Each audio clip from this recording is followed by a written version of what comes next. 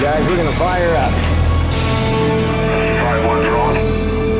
928, 28. And anybody that's done this that says they haven't scared themselves is lying. I've heard guys' voice go up several octaves.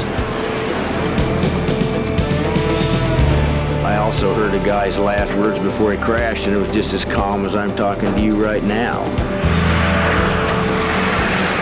When they're fully loaded, they operate on pretty thin margins. There's not room for much air. You got to be setting up, paying very close attention when they go do their job. You should make it. There's a rock outcrop under me now.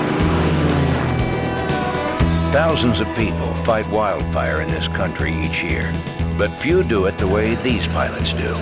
Okay, good drop. Drifting down in there real nice. They're called air tankers, but they're really bomber pilots who attack wildfire from the sky. Bring it on in, aim for the flame and hit it. Get right up against it as close as you feel comfortable. It can sometimes be a deadly business. And keep your eyes up for those power lines under too. In roughly 40 years of air tanker flying, more than 100 pilots have lost their lives.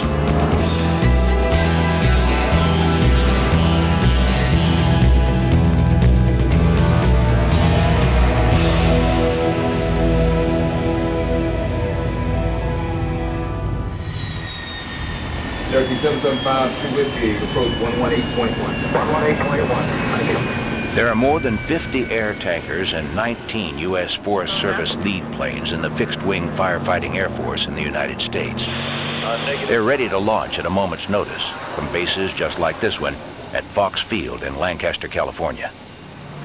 Yeah, we're going to do the morning briefing about 3 minutes before launch. By any standard, their jobs are extremely dangerous. But the vast majority of their time is spent fending off nearly catatonic boredom, trading stories or killing time while waiting for the firebell. He used to do that, and he was so anxious he ran out and jumped in his airplane one time and taxied into the plane in front of him and ate the tail off of this guy's F-7. He just was a little premature in taxi. So you can respond quickly, but you have to do it with a certain amount of finesse.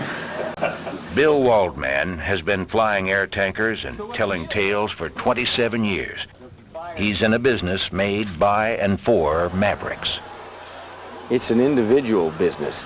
A lot of the guys are in here because they don't want to be in the airlines, and they don't want to be in something that's Pavlovian, that everybody does the same identical thing by checklist. You know, you flip the switch, the light comes on, you eat the M&M and look for another switch.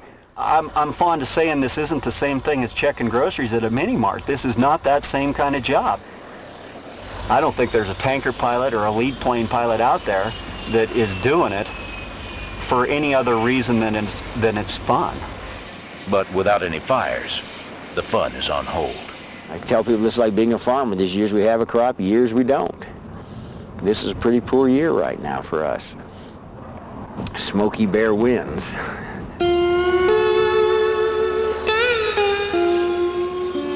There is a lot of sitting. There's a lot of waiting. You sit and you sit and you sit. And then the siren goes off and all that other stuff has to go out the window and you have to be completely focused on the activity at hand. They haven't heard a siren for days. But when it's hot and dry, things can change quickly.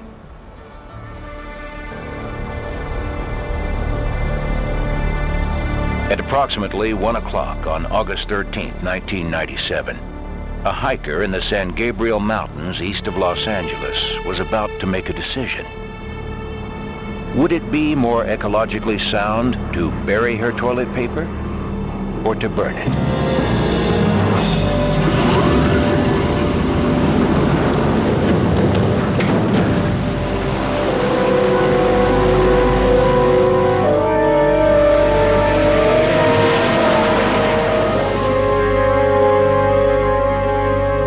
She burned it.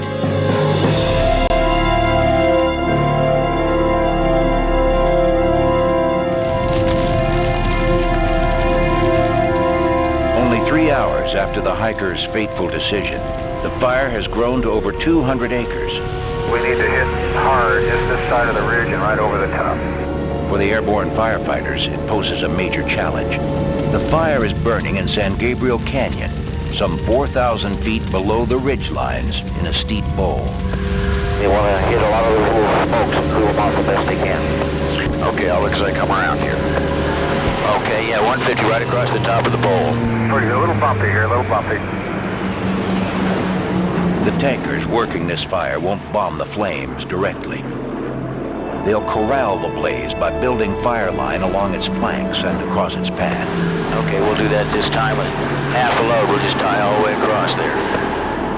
When a tanker drops its load at 135 miles per hour, the retardant falls in a line that can stretch up to half a mile in length.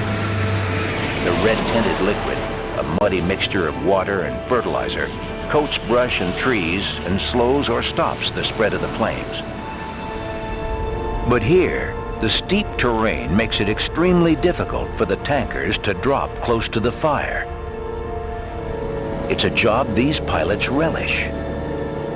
It's the only time you can take a 100,000-pound airplane down the bottom of the canyon, 4,000 feet below the ridges. It's like sex for a male black widow. The exciting part's getting away afterwards.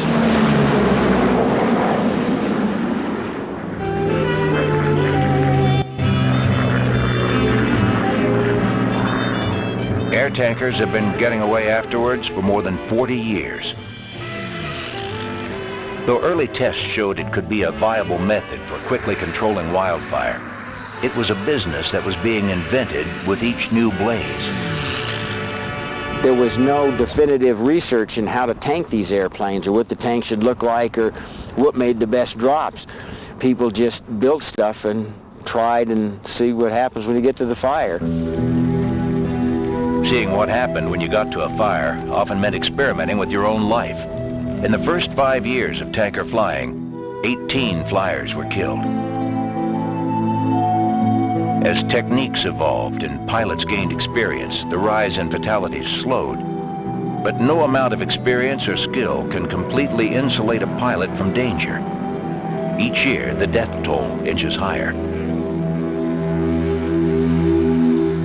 In the course of a year, if somebody doesn't get killed doing this job, you've had a great year. And if you stop and think how small the community is, that's a pretty unsettling figure.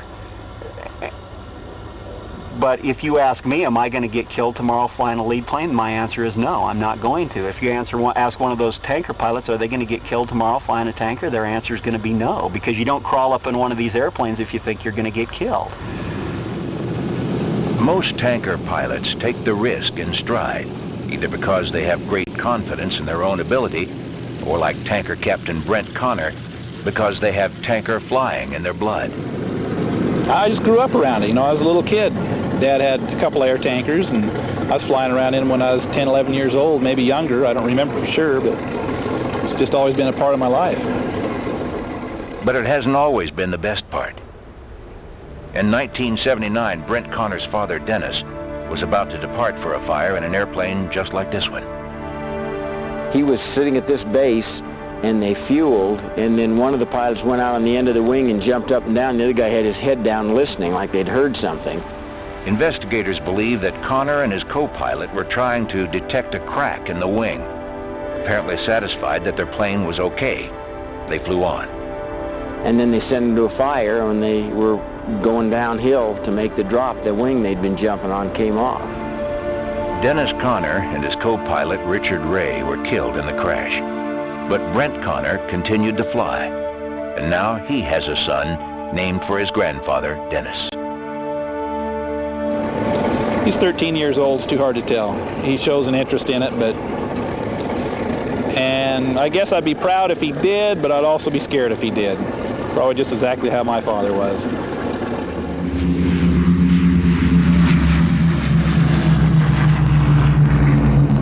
Run right about here and run. What began 2 days ago as a piece of burning toilet paper is now a raging wildfire that has charred nearly 5,000 acres. Officially, it's called the Narrows Incident, but everyone calls it the Charmin fire. Make sure I understand this.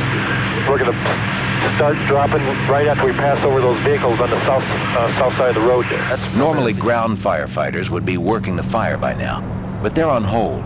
The terrain where the fire's burning is too steep for them to safely battle the blaze. For now, it's an air war. Right in through here, a big cone. Push right on down here. Just like that. There's a lot of open flame there. What I want you to do is hit this side of the ridge over the top.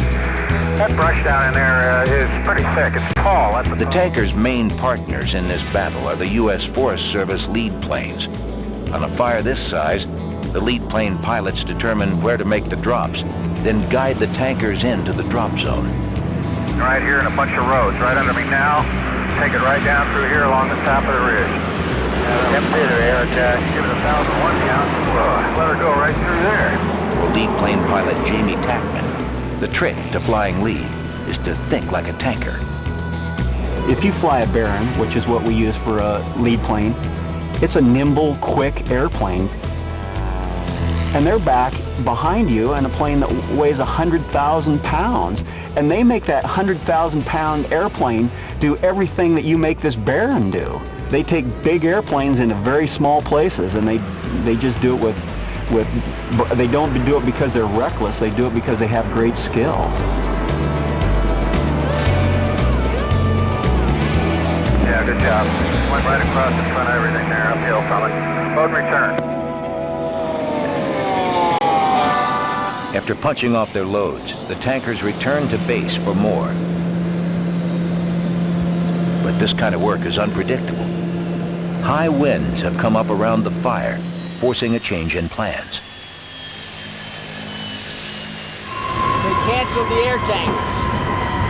They wanted to use a helitack show, and they said they might start the tankers up later, they might not. Until the winds drop, they'll be waiting again. While the people in this business are expert at killing time, few can kill it like these tanker pilots, who are fascinated with American history.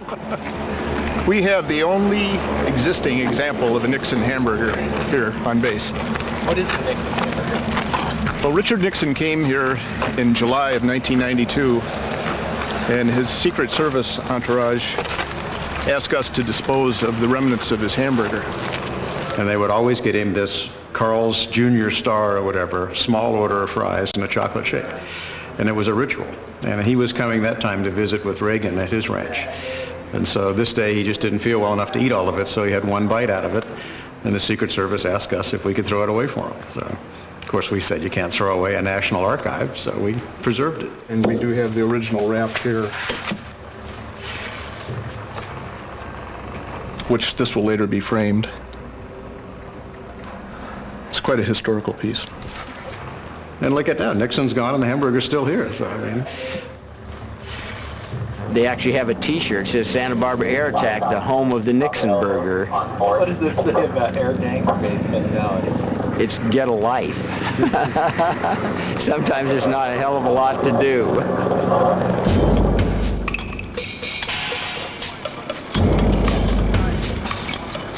Back at the Narrows fire, there's now plenty to do. The fire's getting pretty close, huh? I guess so. Yeah, I see the smoke. There's white ash falling down, so I'm pretty sure it's pretty close to it. For 3 days, the fire burned down in the canyon. Now it's moving toward the ridges, where it threatens 2 ski areas and numerous homes. What's the phone line? The fire combat strategy has changed. The air war will continue. But now it's a ground battle as well.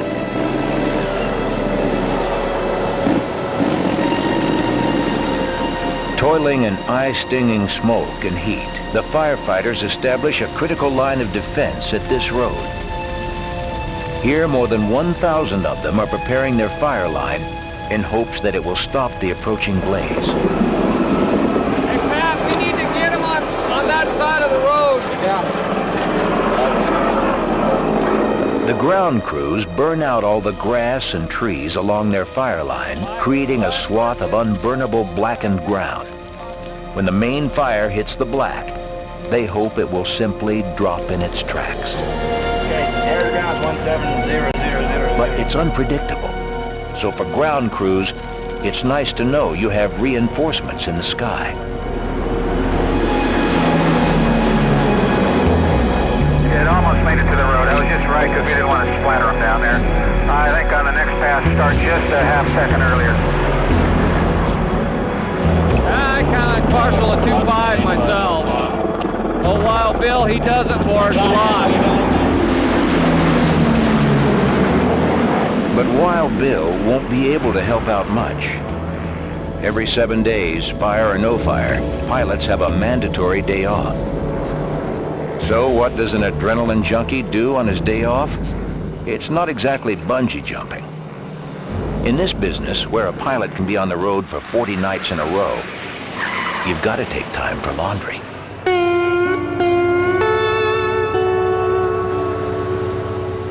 I have been in hundreds of laundromats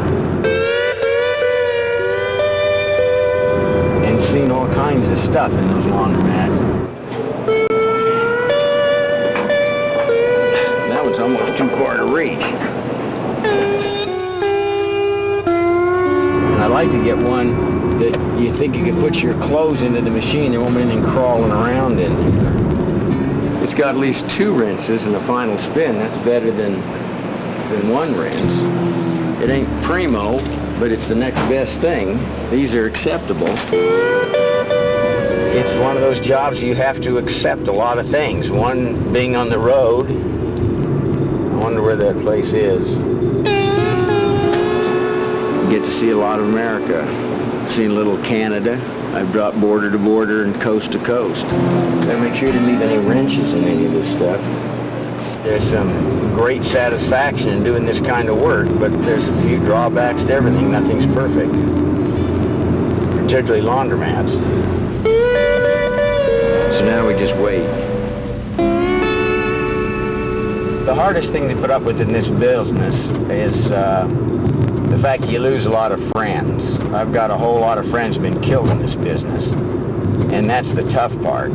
And I had a co-pilot that I hired and trained and promoted him to captain, and he was a natural pilot, and I always thought someday I'm going to retire, and he's so much younger than I am, I'll be able to come back in the business and see him and see how the business is going. I always figured that is what would happen. And then he got killed 2 years ago. So, you know, those kind of things are really tough. Very few people are in a business where you know, people have heart attacks or killed in a car wreck, but there are not too many businesses where you can count 10 or 15 guys you work with got killed on the job. Tanker pilots carry the possibility of death with them as matter-of-factly as they carry their laundry. But it isn't something any pilot takes lightly. Just by doing it, you take certain risks as acceptable, just by doing it. What do you do if you're already 200 feet off the ground and the bottom falls out from under you? Almost every pilot has faced a situation like that, where their lives depended on skill and luck. In late July of 1994, only hours after these images were shot, it happened to the crew of this plane, Tanker 04. Captain Bob Kelly and his co-pilot Randy Lynn had been working a fire just outside Missoula, Montana. As they approached the drop area, everything appeared normal. Then suddenly, a firefighter on the ground heard one of the pilots say, 04, going in.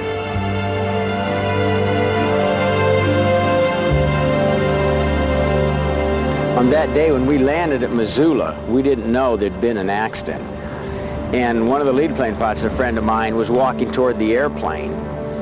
And my co-pilot said, looks like Pat's coming out to say hello and give you a hug. And I put the ladder down, walked down, and she just walked up, and I knew looking at her face something was wrong. She just threw her arms around me and just started sobbing. Bob had gone in.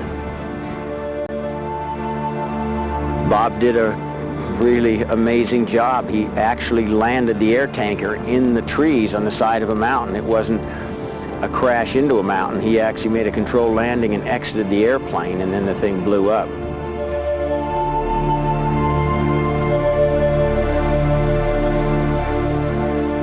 If you're on a fire and somebody gets killed, then they land everybody and ensure that they know which airplane went in, and then they ensure that everybody knows it was fatal, and then you're given the option to fly that day or not fly that day.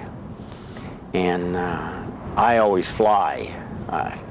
Going to a motel at noon, sitting down there thinking about some guy I had breakfast with just got killed, that isn't going to do any good. And so that's just part of the job, so you just go on.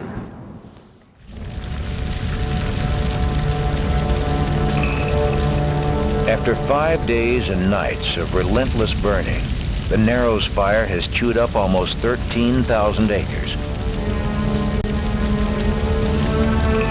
By the 6th day, the tankers have spent more than 100 hours in the air, all of it accident-free. They continue to paint the ridges around the fire with a red fire retardant line that so far has kept the blaze from spreading out of the bowl. On the ground, though the wind is blowing hard, the command team decides to continue burning out the brush and trees in the fire's path. Just bring it straight across this needle cast. We ain't gonna do much in there. But it is a risky strategy. I mean, right now we got winds that they're pretty strong, and it's kind of, you know, sketchy burning and winds this high.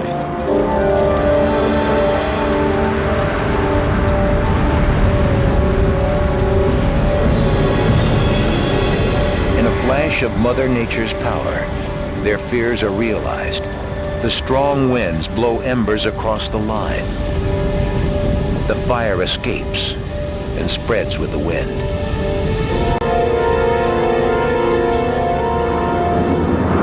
In the air, the tankers are stymied. I lost you, John. I have no idea where you're They at. can't get in to drop, blinded, ironically, by the smoke from the burnout operation. After working so long on this fire, at the moment they're needed most, it's too dangerous to drop. Anyway, as fast as you can pedal on back, do it. We'll be ready. Then, Mother Nature plays another card. A strong front moves in, bringing cooler temperatures and air that's laden with moisture. Now, with no regard to man's efforts, the fire lays down and dies.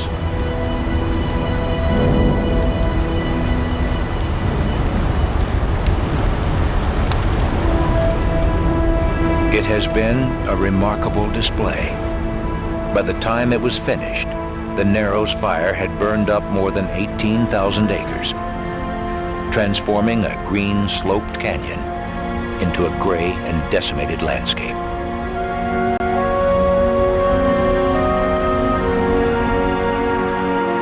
Some 2,500 firefighters, including the 36 pilots of the air tankers and lead planes, labored over a week to contain her. More than 800,000 gallons of fire retardant were dropped to help limit her spread. Only 11 days after the hiker made her decision, nearly $23 million has been spent, making this, perhaps, the most expensive trip to the bathroom in American history.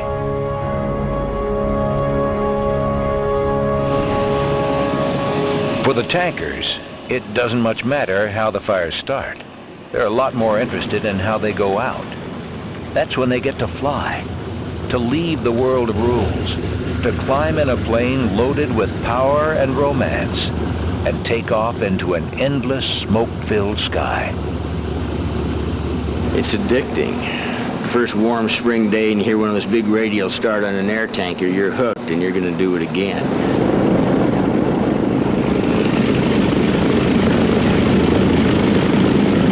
Get those engines loping just right, you can dance to them.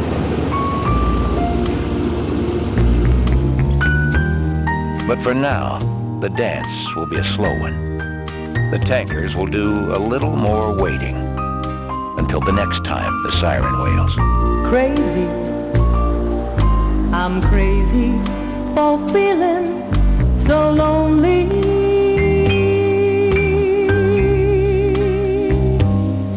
I'm crazy, crazy for feeling so blue.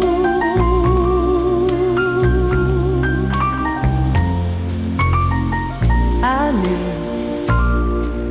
you'd love me as long as you wanted.